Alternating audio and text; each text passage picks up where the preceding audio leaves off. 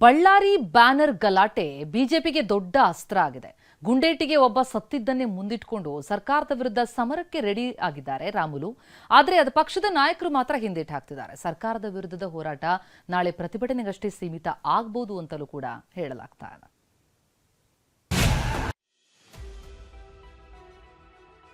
ಒಂದು ಪಾದಯಾತ್ರೆ ಮಾಡಕ್ಕೆಲ್ಲ ನಾಯಕತ್ವ ಇಲ್ವಾ? ಅಷ್ಟು ಸಾಮರ್ಥ್ಯ ಇಲ್ವಾ ಇವರಿಗೆ? ಬೆಳ್ಳಾರಿಯಿಂದ ಬೆಂಗಳೂರು ತನಕ 4 ಜನನ ಬರ್ತಾರೆ, ಎಲ್ಲ ನೋಡ್ಬೇಕಲ್ಲ ನಾವು. ನೆಕ್ಸ್ಟ್ ಹೋರಾಟದ ಬಗ್ಗೆ 20 ದಿನಗಳದ್ದು 28 ಆದ್ಮೇಲೆ ಒಂದು ಐತಿಹಾಸಿಕವಾಗಿರ್ತಕ್ಕಂಥ ಹೋರಾಟವನ್ನ ಮಾಡ್ತಾ ಒಂದು ರೂಟ್ ಪ್ಲಾನ್ ಅನ್ನು ಕೂಡ ಮಾಡ್ಕೊಂಡಿದ್ದಾರೆ.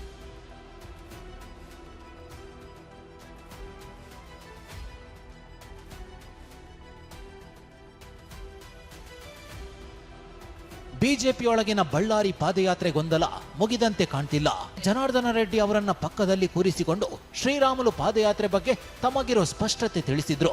ಎಲ್ಲಿಂದ ಎಲ್ಲಿಗೆ ಹೋಗಬೇಕು, ಯಾವ್ಯಾವ ಜಿಲ್ಲೆಯಲ್ಲಿ ಎಷ್ಟೆಷ್ಟು ದಿನ ನಡೆಯಬೇಕು ಅಂತೆಲ್ಲ ಬ್ಲೂ ಪ್ರಿಂಟ್ ರೆಡಿ ಮಾಡಿದ್ರು.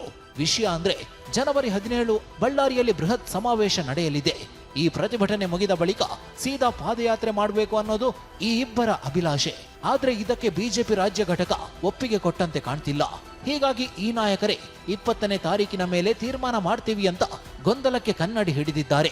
ನೆಕ್ಸ್ಟ್ ಹೋರಾಟದ ಬಗ್ಗೆ ಅವತ್ತು ಒಂದು ತೀರ್ಮಾನ ಮಾಡಿ ಮತ್ತು ರಾಷ್ಟ್ರೀಯ ನಾಯಕರ ಜೊತೆ 20ನೇ ತಾರೀಕು ಆದಮೇಲೆ 28 ಆದಮೇಲೆ ಡೆಲ್ಲಿಗೆ ಹೋಗ್ಬಿಟ್ಟು ಮಾತಾಡ್ಕೊಂಡ್ಬಿಟ್ಟು ಮತ್ತು ಇನ್ನೊಂದು ಪ್ರತಿಭಟನಾ ವಿಚಾರದಲ್ಲಿ ಪಾದಯಾತ್ರೆ ವಿಷಯದಲ್ಲಿ ದಿನಾಂಕವನ್ನು ಡೆಲ್ಲಿಗೆ ಹೋಗಿ ಬಂದ ಮೇಲೆ ಘೋಷಣೆ ಮಾಡೋಣ ಅಂತೇಳಿ ನಿನ್ನೆ ರಾಜ್ಯಾಧ್ಯಕ್ಷರು ವಿಜೇಂದ್ರ ಅವರು ಹೇಳಿರೋ ಕಾರಣ ಹೀಗೆ ಪಾದಯಾತ್ರೆ ಬಗ್ಗೆ ಗೊಂದಲ ಇಟ್ಟುಕೊಂಡೇ ಬೃಹತ್ ಹೋರಾಟ ಮಾಡಲಿದ್ದಾರೆ.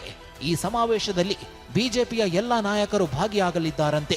APMC ಮಾರ್ಕೆಟಲ್ಲಿ ಮೊದಲ ಹಂತದ ಹೋರಾಟ ಒಂದು ಪ್ರತಿಭಟನಾ ರ್ಯಾಲಿ.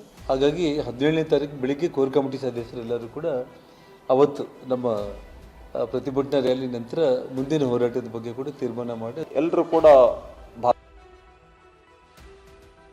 ವಿನಾಯಕ್ ಬಡಿಗೇರ, TV9 ಬಳ್ಳಾರಿ.